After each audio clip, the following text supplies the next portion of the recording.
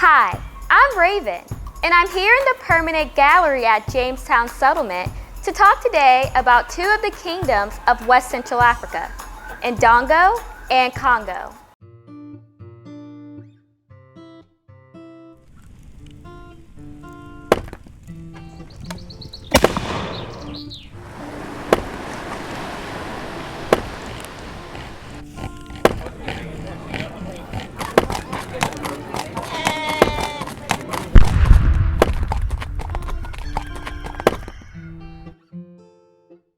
Because of few key European documents, it is believed that the first recorded Africans brought to Jamestown were from this area.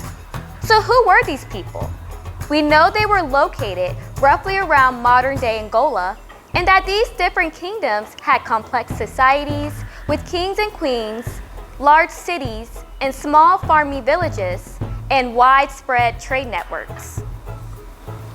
Most people lived in the single-room houses of wattle and daub construction, which involved sticks or branches woven together and a clay mixture packed on it. Houses were either a round shape, like the one shown here, or rectangular one-story buildings. Roofs were made of palm leaves, other plant materials that could resist heavy tropical rains. Next to the house, we see a mother with a baby on her back tending to the crops. Women were responsible for farming crops such as millet, sorghum, yams, beans, peas, and tobacco. They also grew corn to feed livestock. Women also prepared their meals, such as pounded grain boiled in water to make a sort of porridge, palm oil-based gravy, vegetables, fish, and other meats, peas, beans, and fruit. Animals hunted by the men included elephants, antelope, and smaller game. Now let's look at the clothing worn in these two kingdoms. Men were the producers of fabric and used fibers from different plants, such as this baobab tree. Bark cloth came by removing and then pounding the bark to produce thin threads as long as 10 to 12 yards. Palm cloth was made from the raffia palm and was both worn and exported to other countries. Men would spin and weave the fibers, and women were responsible for dyeing, embroidering, and cutting the pile of the fabric. Those in power often wore elaborate clothing to denote their status. Common people wore a simple cloth around their waist that fell to their knees, usually made of bark or palm cloth. In Ndongo, they covered only the lower part of their body, while in Congo, women often added a second cloth to cover their upper bodies. The baobab tree represented here was not used for clothing alone. Many people today consider this an actual tree of life for all the benefits it provides.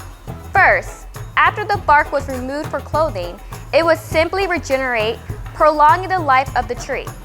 Next, the tree could store up to 31,000 gallons of water inside for drinking and grew fruit rich in vitamin C, calcium, and other nutrients.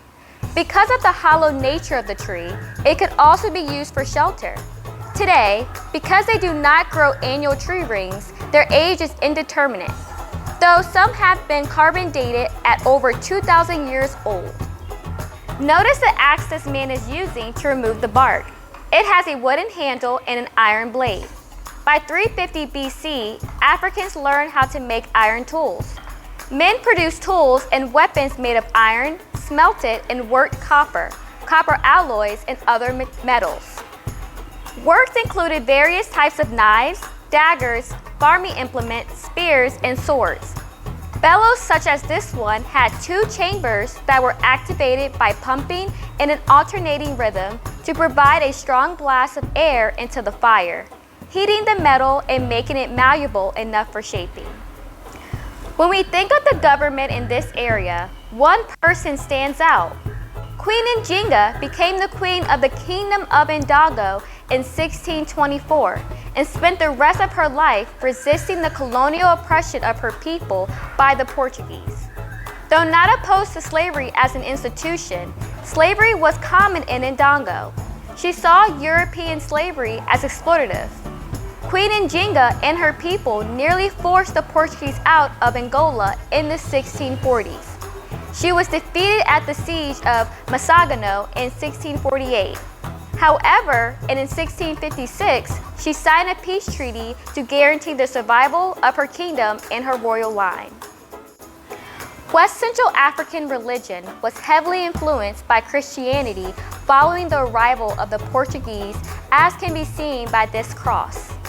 Congo people believed in a supreme creator called Nzambi, but also recognized natural spirits such as earth, water, and sky.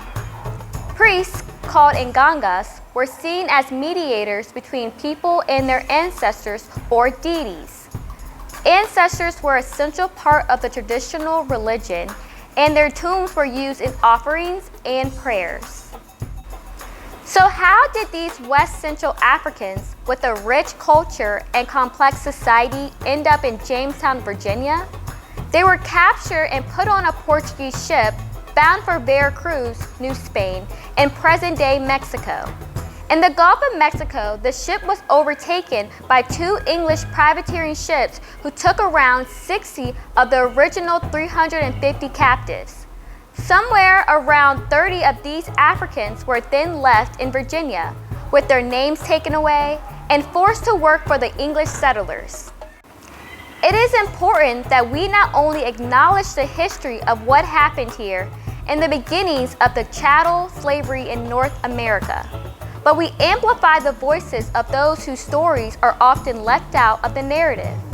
It is important that we tell the stories to the best of our abilities with the resources we have from that time, in order to show how our country represents a diverse background of people. While their names may be lost, the impact of African culture is woven into a fabric of history.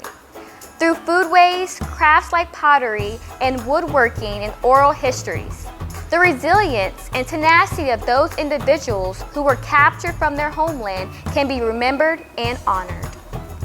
So if you like this video, remember to like, comment, and subscribe for more videos. Thank you for joining me today.